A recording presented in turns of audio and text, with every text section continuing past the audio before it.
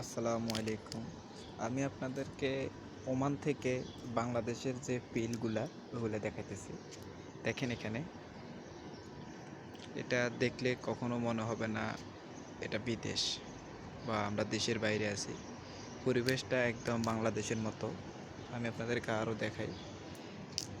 এখানে দেখেন, এখানে আমাদের বেশিরভাগ বাঙালি থাকে।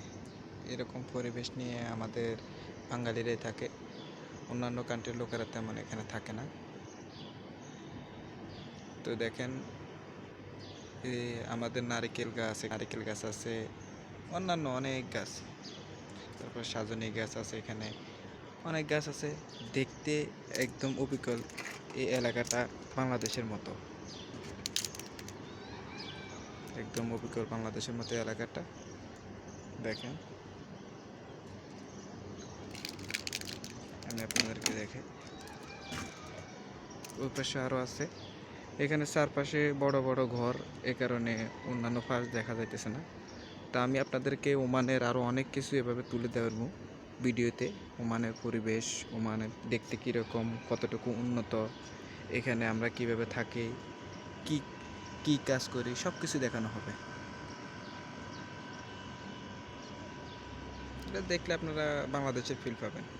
তো আজকে ঈদ গেছে, আজকে 2 দিন আমরা এখান থেকে ঈদের ফিল নিতেছি, ঈদের ছুটি কাটাতেছি, এই হিসেবে বসে আছি।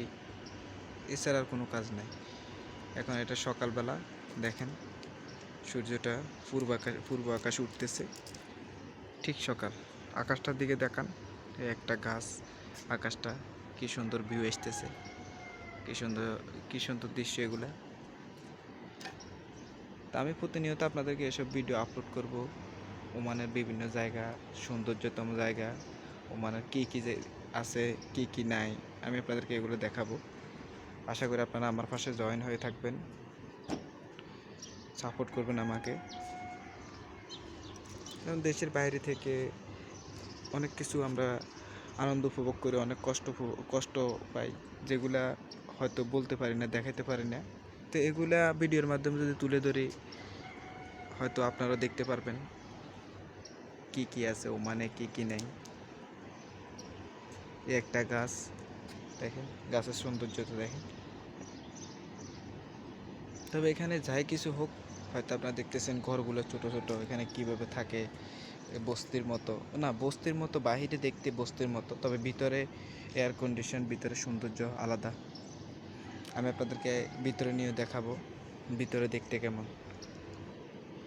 আপনারা এখানে একবার ফলো করছেন কিনা জানি না। এই নিচে একটা ছোট্ট একটা আনার গাছ আছে, ওইটাতে আনারও ধরছে।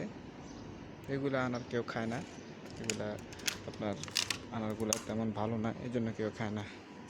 দেশের পানির ট্যাঙ্কি দেখতে এরকম।